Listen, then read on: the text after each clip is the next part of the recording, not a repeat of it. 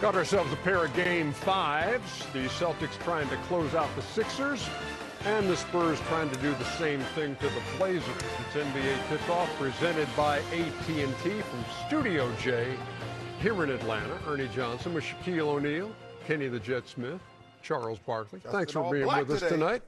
Say what? Dressed in all black today. That's right, because a couple of teams going down. You mean business. No question. Going down, that's right. Okay, I just got all black today. It's going to be a fun show here for the next hour. Yes, Got 3 games to talk about because the Hawks and Knicks are also playing tonight in New York. And the great Michael Wilbon will be joining us here on the program.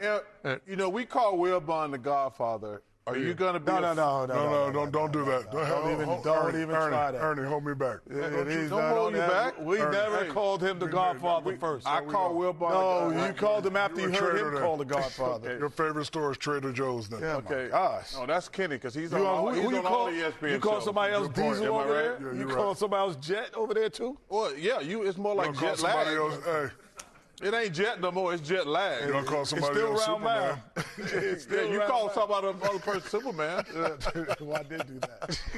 Whatever you feel comfortable with. There you go. There you go. You know what else? What else?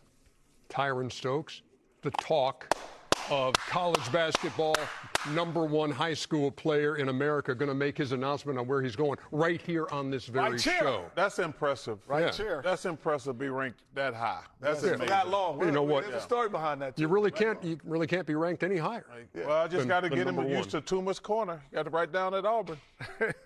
I don't think they're in the running. I don't think. And I can tell just by the way he just shook his head that probably is not the case either. Well, that was a nice spin right there, my boy. Yes, indeed. I like how you spin that camera, my Hey, boy. but Sean, man, he can do that. The Inside the NBA crew just said the Spurs are championship contenders. Charles Barkley said both the Celtics and the Spurs are going to come out like gangbusters and get these series over because they are championship contenders. And I need to stop you right there, Chuck. Because with all due respect to the Spurs and what they have accomplished this season, they're not championship contenders. Not yet. They are a great young team. They have a generational superstar in Victor Wembanyama. They have a bright future. But calling them championship contenders right now is a massive overreaction to beating a Portland Trail Blazers team that had no business being in the playoffs. Let me break this down for you because nobody else will. The first 2 minutes of this video show the Inside the NBA crew talking about 2 Game 5s. The Celtics trying to close out the Sixers. The Spurs trying to do the same to the Blazers. And Charles Barkley says, and I quote, "These teams are championship contenders. They're not going to screw around." He is talking about Boston and San Antonio in the same sentence. Boston has been to the finals. Boston has won a championship recently. Boston has multiple All-Stars and a proven playoff record. The Spurs have none of those things. Yes, they are up 3-1 on the Blazers. Yes, they have looked impressive at times. Yes, Wembanyama is a freak of nature. But let us look at who they are playing. The Portland Trail Blazers are not a good team. They a young team that overachieved to get into the playoffs. They have no superstar. They have no playoff experience. They have no business being in a series with the Spurs. And the Spurs have still struggled at times. The analysts pointed out that the Spurs have fallen behind by double digits in each of the last 3 games. 3 games in a row. Against the Blazers. That is not what championship contenders do. Championship contenders do not spot inferior opponents' double-digit leads. Championship contenders take care of business from the opening tip. Championship contenders close out series without drama. The Spurs have not done that. Shaq talked about the Spurs system. He said the general does not panic, the troops never panic. He said Coach Mitch Johnson is well composed. And that is great. That is a credit to the coaching staff. But composure alone does not win championships. Talent wins championships. Experience wins championships. Defense wins championships. And the Spurs, for all their talent, are not there yet. Let me talk about the Spurs guards because the Inside the NBA crew spent a lot of time praising them. Kenny Smith said that De'Aaron Fox, Stephen Castle, and Dylan Harper are the best trio in basketball on the perimeter at guard positions. That is a huge statement. The best trio in basketball? Better than the Celtics backcoat? Better than the Warriors in their prime? Better than what the Nuggets have? I am not buying it. De'Aaron Fox is a star. He is playing. Gee, great. But he is not a top 5-point guard in the league. Stephen Castle is a rookie. A fantastic rookie. A future all-star. But he is a rookie. And Dylan Harper is also a rookie. 2 rookies and a good but not great point guard is not the best trio in basketball. That is a promising young core. That is not a championship backcoat. The analysts also praised the Spurs' ability to come back from double-digit deficits.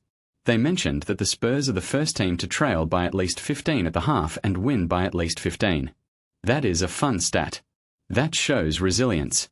That shows they do not quit. But here is the problem. Championship contenders do not need to come back from double-digit deficits against bad teams. Championship contenders put those teams away early. The Spurs are not doing that. And in the second round, against a real team like the Oklahoma City Thunder or the Denver Nuggets or the Los Angeles Lakers, those slow starts are going to cost them. You cannot spot Shai Gilgeous-Alexander or Nikola Jokic or LeBron James a 15-point lead and expect to come back. That is a recipe for getting swept. Charles Barkley also said that anything can happen. Injuries can happen.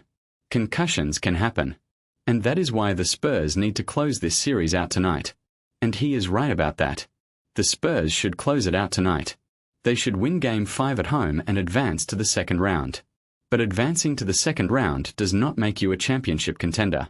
The Hawks made the Eastern Conference Finals a few years ago. No one called them championship contenders. The Knicks made the second round last year. No one called them championship contenders. The Spurs are going to make the second round this year. That is a successful season. That is a step forward. That is not a championship or bust situation. Shaq mentioned that Wembanyama will be right next to Nikola Jokic as the best big in the league in 2 years. And I agree with that. Wembanyama is incredible. He had 27 points, 12 rebounds, 7 blocks, and 4 steals in Game 4. Those are numbers we have not seen since Hakeem Olajuwon. He is the Defensive Player of the Year. He is a superstar. But he is not Jokic yet.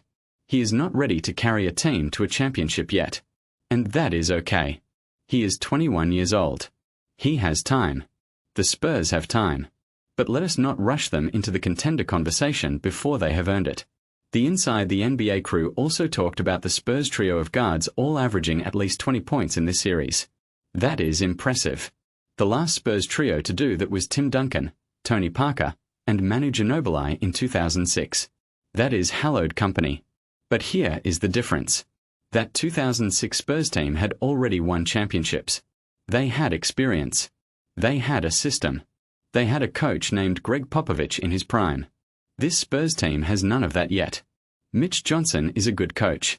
He is a chip off the old block. He gets on his players, including Wembanyama, just like Pop would. But he is not Pop. Not yet. And the players are not Duncan, Parker, and Ginobili. Not yet. So here is what I want you to take away from this video. The San Antonio Spurs are a fantastic story. They are the future of the Western Conference. They have the best young player in the world. They have a bright, bright future. But they are not championship contenders right now. They are a second-round team at best. They are going to beat the Blazers. They are going to advance. And then they are going to get destroyed by the Thunder or the Nuggets or the Lakers in the second round. And that is okay. That is part of the process. That is how you build a champion. You lose. You learn. You come back stronger. So let us enjoy the Spurs for what they are. A young, exciting, talented team that is fun to watch.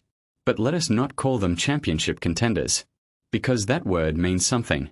It means you have a realistic chance to win the NBA Finals.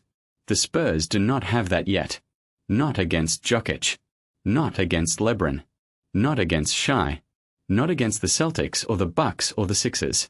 The Spurs are a year or 2 away. Maybe 3. And that is fine. That is more than most teams can say. Subscribe to the channel if you want real playoff analysis. Not the hype. Not the overreactions.